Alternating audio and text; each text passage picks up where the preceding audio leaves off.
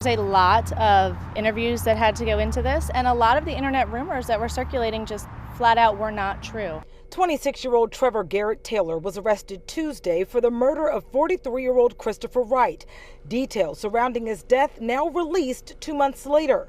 Charging documents reveal the father, who died after an altercation outside his house, threw the first punch. So there was a lot of debate over whether this was going to be a self-defense case or a homicide or a manslaughter. So through the investigation over the last couple of months and working with the medical examiner's office and the state's attorney's office, charges were applied for, and the commissioner decided that manslaughter was the appropriate charge. The incident started on May 19th when Wright's 14-year-old son was in a fight at his middle school with Taylor's nephew. Later that day, documents reveal 5 people, including Taylor, his nephew, 2 other juveniles, and another adult, drove to Wright's house demanding the teens fight again.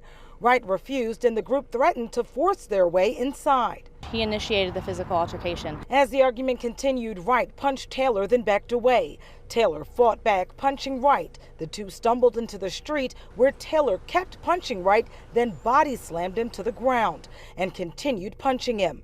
Wright was taken to the hospital, where he died the next day. Preliminary cause of death is blunt force trauma to the head, and the manner being ruled a homicide. Lieutenant Jacqueline Davis says Taylor is the only suspect charged because he was the only other person involved in the physical altercation. Detectives got statements from people who did have eyewitness accounts of the incident, as well as the incidents leading up to it. They also had full video coverage of the incident and not just snippets. But who started the fight depends on how the case will play out in court. That's going to be the big debate on this when it goes to court. Was this self-defense, or was this somebody came to the house to look for this type of incident? And that's what's going to play out in court.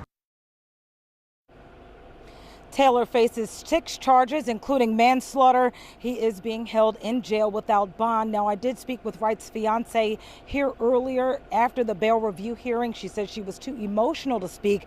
However, since then, they did release a statement on behalf of the family saying, in part, quote, "Although I am relieved that there has been progress in the investigation, we do not feel any relief in the grief that we have for the loss of Chris." Live in Brooklyn, I'm Janine Donaldson for WBAL TV 11 News.